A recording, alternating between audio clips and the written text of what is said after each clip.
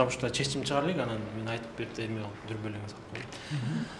Бул ушул өзүңүздөр билгендей президентибиздин жарлыгына ылайык быйыл ушул 2019 жыл аймактарды өнүктүрүү жана нысандар иштирүү жылы деп белгиленген.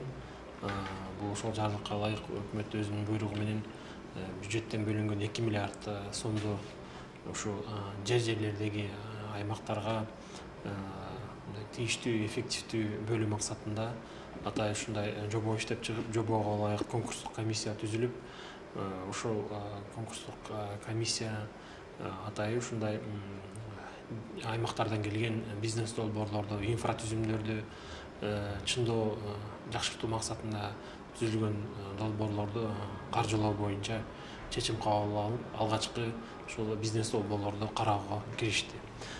Бул башка салттуу кредиттик продуктларга же салттуу кредиттерге караганда эмнеси менен айырмаланат деген суроо жаралышы мүмкүн. Бул эң негизгиси айырмаланып турган бул эки жагдай. Биринчи бул шарттары.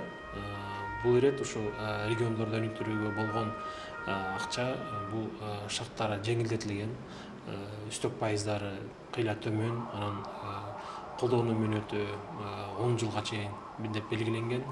Алган акчалардын алгачкы этабында жеңилдетүү каникулдары түзүлгөн, кайтарып аткан учурда.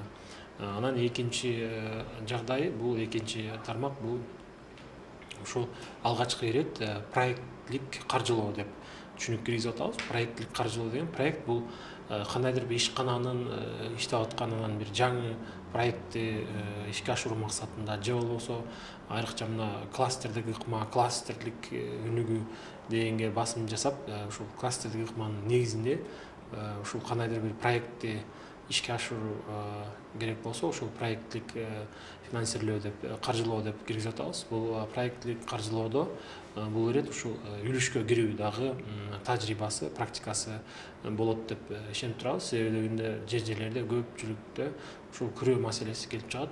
Ушул проектлик финансирлөө каржылоодо бул ирет күрөөнү демилгечи күрөөнү 30%, кеминде 30% чыгарыш керек. Өзүнүн күрөөсүн коебу же болбосо өзүнүн салымын кошобу, чийки базасын кошобу, калганын ушул финансылык мекеме уюмдар өздөрүнүн салымын кошуп, бул проектти ишке ашырууга шарт түзүп, ушундай ушул жерлердеги активдүүлүктү көтөрүүгө мүмкүнчүлүк түзүлөт.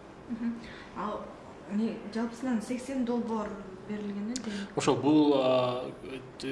бул демилген алкагында ушул 2 миллиардты региондордун өнүгүшүнө жумшоо максатында биздин агенттик катчы катары белгиленген. Анан катчы болуп түзүлгөндөн баштап 80 долбоор чогулду.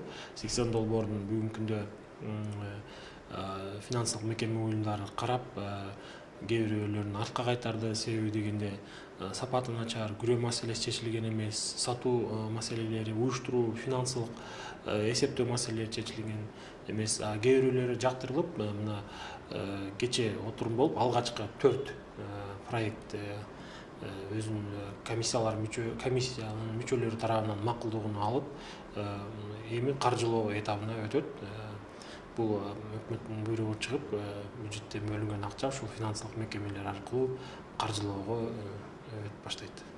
Ошол 4 долбоорду тандоодо эмнеге артыкчылык? Бул 4 долбоор тандоодо эң негизгиси бул буга чейин кабыл алынган, белгиленген критериялардын негизинде болду. Критериялар бул ушул чек арага жакын жайгашкан, бийик тоолуу аймактардагы проекттер,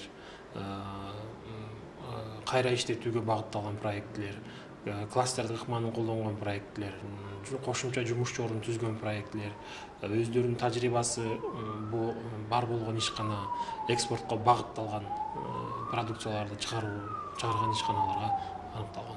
Негизи эле ушул долбоордун максаты эмне? Негизги долбоорду ушул жерлерде, региондордо айрыкча бизнес активдүүлүктү жогорулатуу, анан ошол көтөрүлүп аткан демилгелерди, бир көйгөйлөрдү кандайдыр бир проекттин ишке ашыруу максатында чечүү, сөзсүз түрдө ушул проекттер алган акчалары кайтарымдуу болуш керек. Бизнес долбоорлору аркылуу чечүү, жумушчу орундарды түзүү жана ошол бүгүнкү күндө региондордо колдонулбай, иштетилбей келген потенциалды ишке ашыруу.